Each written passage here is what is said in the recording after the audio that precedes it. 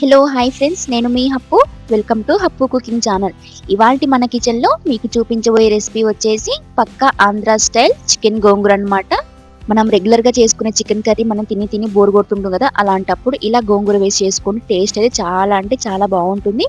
ఒక్క మెతుకు కూడా వదిలిపెట్టుకుని తినేస్తారనమాట, అంత బాగుంటుంది టేస్ట్ అయితే. ఇంటికి కొలీగ్స్ని ఫ్రెండ్స్ని అలా ఇన్వైట్ చేసినప్పుడు ఇలా గోంగూర చికెన్ చేసి పెట్టండి, వాళ్ళు ఇష్టంగా తినేస్తారనమాట. చిన్నపిల్లల నుంచి పెద్దవాళ్ళ వరకు అందరికి నచ్చే విధంగా సింపుల్ ప్రాసెస్తో ఎలా తయారు చేసుకోవాలో అనేది నేను ఈరోజు ఈ వీడియోలో చూపించేస్తున్నాను. అందుకని వీడియోని ఎక్కడ స్కిప్ చేయకుండా పూర్తిగా చూసేయండి. అలాగే మీ ఫ్రెండ్స్ అండ్ ఫ్యామిలీ కూడా షేర్ చేయండి. టేస్ట్ బాగుంది, సింపుల్ ప్రాసెస్, మరి ఖచ్చితంగా ట్రై చేయాల్సిందే కదా. ట్రై చేయాలంటే వీడియోలోకి వెళ్ళిపోవాలి. మరి లేట్ చేయకుండా వీడియోలోకి వెళ్ళిపోదామా? పదండి మరి.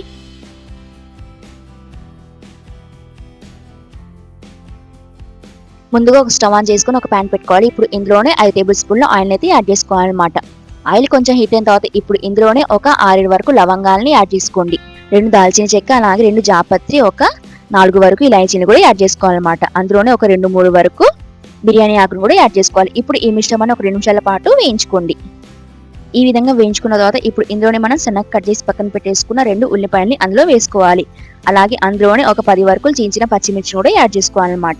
ఇప్పుడు ఈ మిశ్రమాన్ని ఒకసారి బాగా కలిపేసుకోండి. ఒక 5 నిమిషాల తర్వాత ఆనియన్స్ అయితే మంచి వేగిపోతాయి అనమాట. ఈ విధంగా వేయించుకున్న తర్వాత ఇప్పుడు ఇందులోనే మనం 2 టీ స్పూన్ల వరకు ఫ్రెష్గా నూరి పక్కన పెట్టేసుకున్న అల్లం వెల్లిపాయల పేస్ట్ని అందులో వేసుకోవాలి. ఇప్పుడు ఈ మిశ్రమాన్ని ఒకసారి బాగా కలిపేసుకోవాలి. అల్లం వెల్లిపాయల పేస్ట్ పచ్చివాసన పోయిన తర్వాత ఇప్పుడు ఇందులోనే మనం సన్నగా కట్ చేసి పక్కన పెట్టేసుకున్న ఒక 2-3 వరకు టమాటాలని అందులో వేసుకోవాలన్నమాట. అందులోనే రుచికి సరిపడంత ఉప్పును కూడా యాడ్ చేసుకోండి. అలాగే 1 టీ స్పూన్ వరకు పసుపును కూడా యాడ్ చేసుకోండి.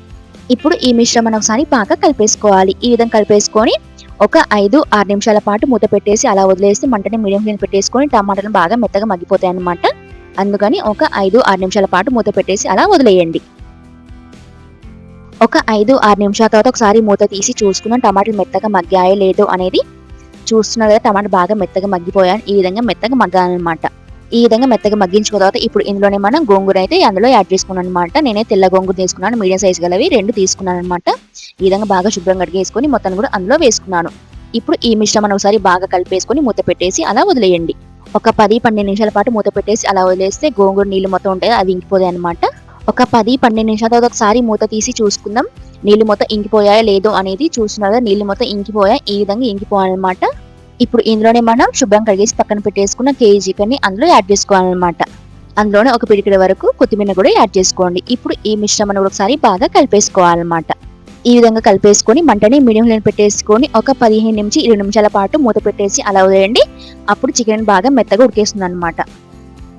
మధ్య మధ్యలో ఈ విధంగా మూత తీసి కలుపుకుంటూ ఉండండి, అప్పుడు అడుగు పట్టకుండా ఉంటుందన్నమాట. అందుకని ఈ విధంగా కలుపుకుంటూ ఉండండి. ఒక 20 నిమిషాల తర్వాత ఒకసారి మూత తీసి చూసుకుందాం చికెన్ మెత్తగా ఉడికిందో లేదో అనేది.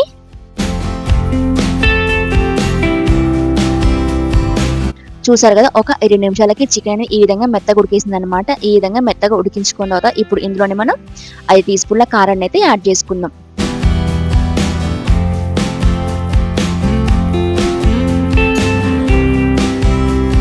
ఇప్పుడు ఈ మిశ్రమాన్ని ఒకసారి బాగా కలిపేసుకుందాం.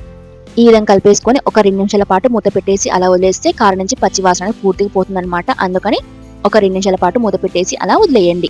ఒక 2-3 నిమిషాల తర్వాత ఒకసారి మూత తీసి ఇప్పుడు మనం ఒకసారి కలిపేసుకుందాం. ఈ విధంగా కలిపేసుకొని ఇప్పుడు ఇందులోనే మనం 1/2 teaspoon garam masala powder, అలాగే 1/2 టీ స్పూన్ వరకు ధనియా పౌడర్ని కూడా యాడ్ చేసుకోవాలి.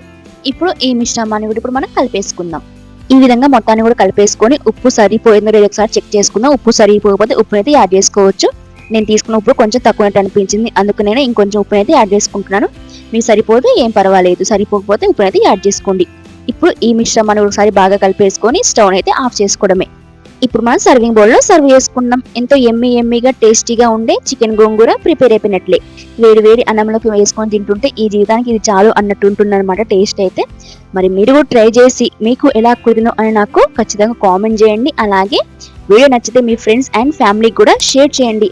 ఇంకా మన వీడియో చూస్తూ సబ్స్క్రైబ్ చేసుకోవాలి, ఇప్పుడే మన ఛానల్ని సబ్స్క్రైబ్ చేసుకోండి. ఇంకా ఇలాంటి simple and tasty recipes next video కలుసుకుందాం. అప్పటి వరకు బై ఫ్రెండ్స్.